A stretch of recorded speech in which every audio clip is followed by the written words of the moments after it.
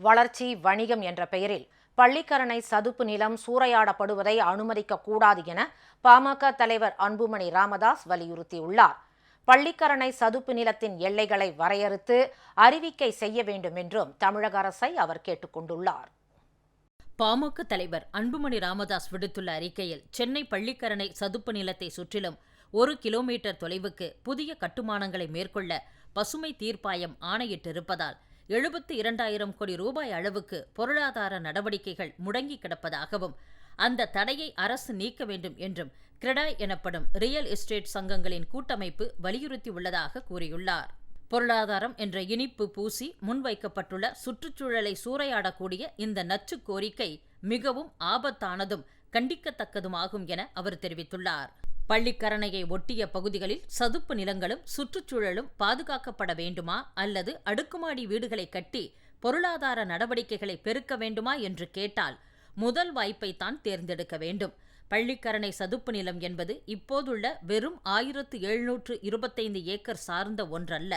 ஒட்டுமொத்த சென்னையையும் வெள்ளத்திலிருந்து பாதுகாக்கும் இயற்கை அரணாக அது செயல்பட்டு வருகிறது. அது சீரழிக்கப்படுவதை அனுமதிக்கக்கூடாது. ஒரு காலத்தில் 15,000 ஏக்கர் பரப்பளவில் விரிந்து கிடந்த பள்ளிக்கரணை சதுப்பு நிலம் ஆக்கிரமிப்புகள் காரணமாக 1725 ஏக்கராக சுருங்கிவிட்டது. கடந்த பல 10 ஆண்டுகளாகவே இந்த சீரழிவு தொடர்ந்து வரும் நிலையில் அதை தடுத்து நிறுத்த வேண்டும். பள்ளிக்கரணை சதுப்பு நிலத்தை பாதுகாக்கப்பட்ட இடமாக அறிவிக்க வேண்டும். ராம்சர் தளங்கள் பட்டியலில் சேர்க்க வேண்டும் என்று வலியுறுத்தி கடந்த 2003ஆம் ஆண்டு பள்ளிக்கரணை முதல் சோழிங்கநல்லூர் வரை மிதிவண்டி பரப்புரை பயணம் மேற்கொண்டேன். அதன் பிறகும் பாமகவும் பசுமை தாயகம் அமைப்பும் தொடர் இயக்கங்களை மேற்கொண்டதன் பயனாகவே பள்ளிக்கரணை சதுப்பு நிலம் ராம்சர் ஈர நிலமாக 2022ஆம் ஆண்டு ஜூலை 26ஆம் நாள் அறிவிக்கப்பட்டது. பள்ளிக்கரணை சதுப்பு நிலம் ஈர நிலமாக அறிவிக்கப்பட்டுவிட்ட நிலையில் அதன் எல்லைகளையும் தாக்கப் பகுதிகளையும் வரையறுத்து சென்னை பெருநகர வளர்ச்சி குழுமத்திடம் தெரிவிக்க வேண்டியது ஈரநிலங்கள் ஆணையத்தின் கடமையாகும். அவ்வாறு செய்வதன் மூலம் அந்த பகுதியில் கட்டுமானம் உள்ளிட்ட அனைத்து பணிகளும் தடை செய்யப்படும். ஆனால் இந்த கடமைகள் எதையும் தமிழக அரசும் ஈரநிலங்கள் ஆணையமும் செய்யவில்லை. இன்னொரு புறம் 2.25 ஹெக்டேருக்கு கூடுதலான பரப்பளவு கொண்ட 26,883 சதுப்பு நிலங்களின் எல்லைகளை 3 மாத காலத்திற்குள் வரையறை செய்து தமிழ்நாடு அரசு அறிவிக்க வேண்டும் என 11/12/2024ஆம் நாள் உச்சநீதிமன்றம் ஆணையிட்டது.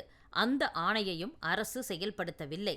அதற்கு காரணம், தங்களுக்கு கிடைக்கும் ஆதாயங்களுக்காக பள்ளிக்கரணை சதுப்பு நிலம் உள்ளிட்ட அனைத்து ஈரநில பகுதிகளிலும் கட்டுமான பணிகள் தொடர வேண்டும் என்று ஆட்சியாளர்கள் நினைத்ததுதான்.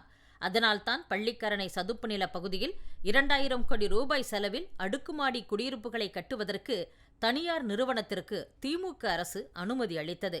இப்போதும் கூட பள்ளிக்கரணை சதுப்பு நில பகுதியில் கட்டுமானங்களை கட்டுவதற்கு தமிழக அரசு தடை விதிக்கவில்லை.